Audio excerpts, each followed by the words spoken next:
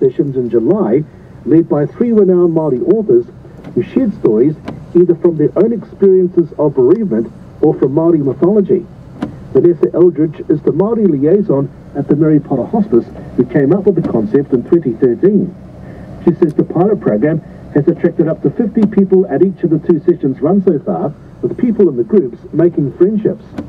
Ms. Eldridge says even people outside of the Wellington region are showing an interest.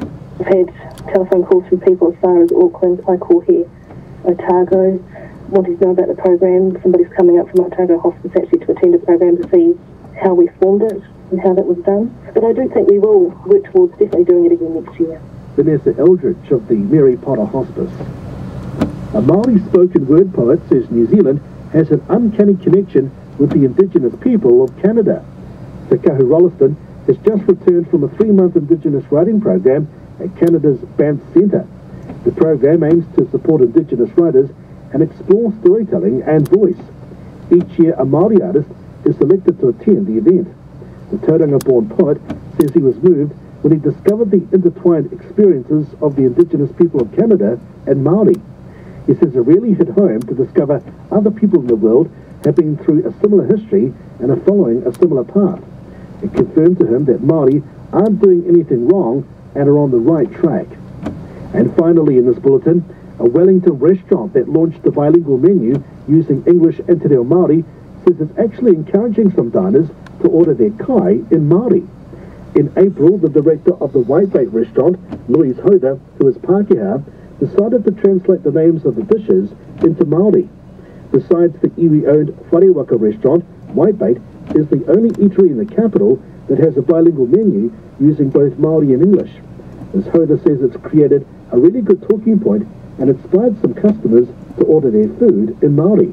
Some diners have been quite curious and wanted to know why we're doing this. Most diners have really embraced what we are trying to do and have, talked with the staff about how to pronounce the translations. Some of them, our guests, actually try to place the order into reo. Louise Hoda. And that's Te Manu Korehini News, 16. the Morning Report. F1.7-22. ANZ Bank and the New Zealand Defence Force were among organisations awarded by the YWCA last night for showing initiative in tackling the persistent wage gap in their workplaces. Now, small businesses are being told to follow their lead.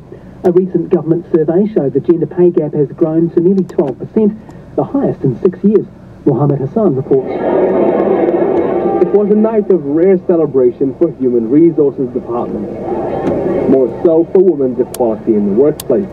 The room filled with HR heads, buzzing with excitement and chatting nervously about who they thought would be awarded. 2 IAG reps sitting next to me say they're sure they haven't won anything because none of the reserved seats are for them. But then... It is my great pleasure to award the gold standard to IAG. The insurance multinational was commended on its visible and vocal strategy to tackle the gender gap. Its chief executive is also a woman, so that's a plus. It's the second time the awards were handed out by YWCA, with the aim of highlighting what is already being done to tackle gender inequalities. The group's chief, Monica Briggs, says the organizations that did well were the ones who looked at every facet of their company and made moves to help support women at every level. Putting in place any remediation work that needs to be done, the transparency around staffing and progression is there, and then there's often issues around women in leadership positions, supporting women on maternity leave to ensure that those women return not disadvantaged. Flexibility in the workplace is also an important issue, and Ms. Briggs says ANZ, which took out the Supreme Prize, was a shining example.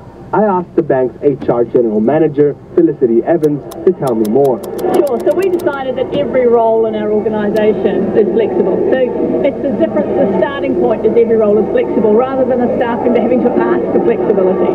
So even if you have some managers who aren't quite comfortable about that, the staff member knows, actually, the company has said every role is flexible, so how do we make this work? She says other companies should also look to ANZ's KiwiSaver policy, which continues to pay employer contributions even while its staff are on parental leave. The Minister for Women, Louise Upston, says it's great big companies are taking the initiative, but her focus is now turning to small and medium-sized enterprises. They make up 95% of all businesses, and she says they need to follow suit.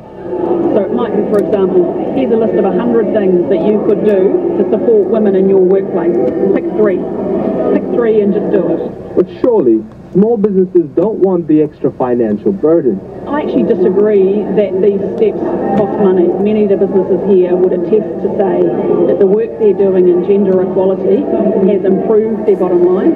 Echoing that message is the Equal Employment Opportunities Commissioner, Jackie Blue. They are the backbone of our economy. That's where the bulk of employees work in small to medium-sized businesses. So our challenge going forward is to get those businesses on side with these initiatives.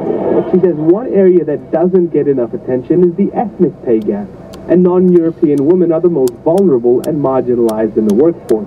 Pacific women, Maori women, particularly young women, they are overrepresented in the negative stats. And when you look at the pay gap and you compare a European man versus Pacific woman, it is an astonishing gap of about 30%. It just shows that there are really marginalised groups, and there needs to be a huge focus on those groups. She says New Zealand needs everyone who can work to work, and that means no one should be left behind.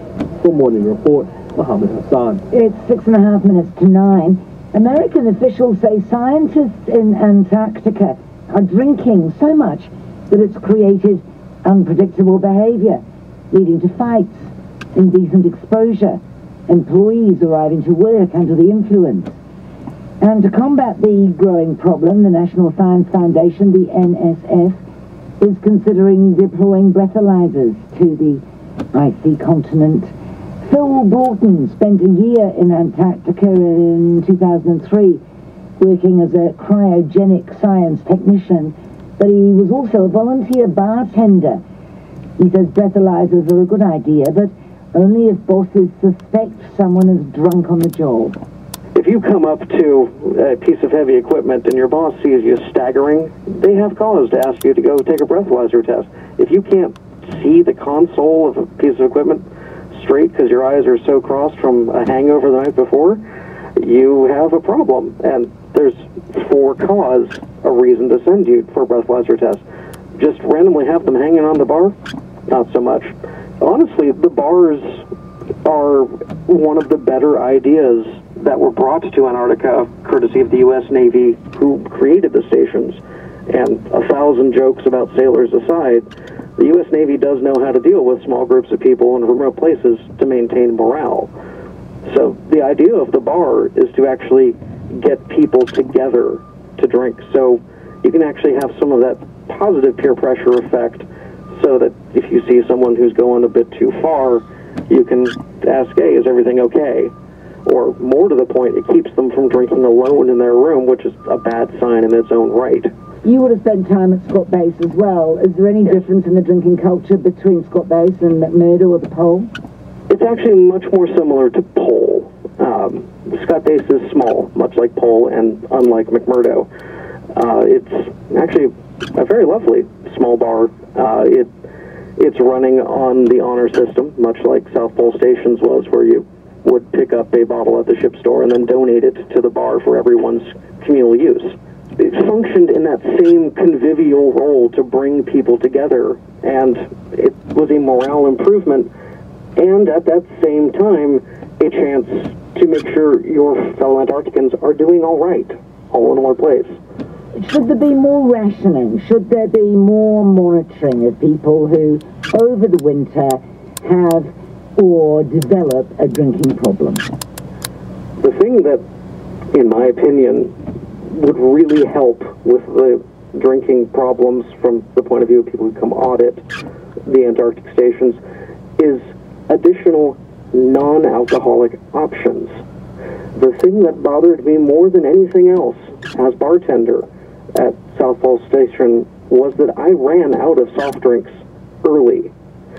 I served the last beer, which was a can of Export Gold, the day first flight came in. I'd run out of soda, some soft drinks, by May. I ran out of tonic water and soda in August, and I still had months left to go. It bothered me that I had alcohol for days, but I ran out of soft drinks. When you were there, did you see alcohol leading to fights, indecent exposure, and employees arriving to work under the influence? No, I didn't. I saw people with hangovers that were brutal at times, but I never saw anyone working under the influence. No indecent exposure.